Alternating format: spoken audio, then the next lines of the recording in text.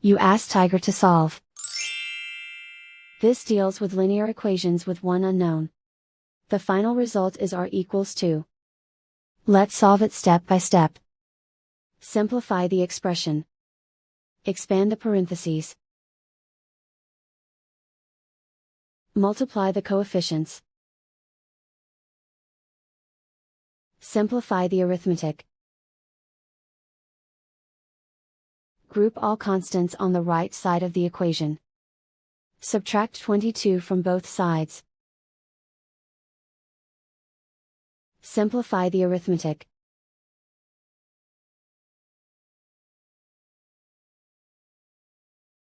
Isolate the s.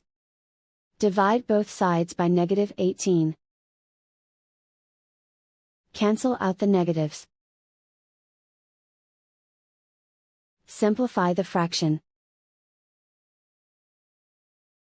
Cancel out the negatives. Find the greatest common factor of the numerator and denominator.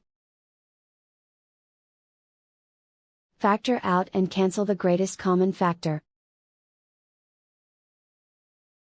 And so the final result is r equals 2.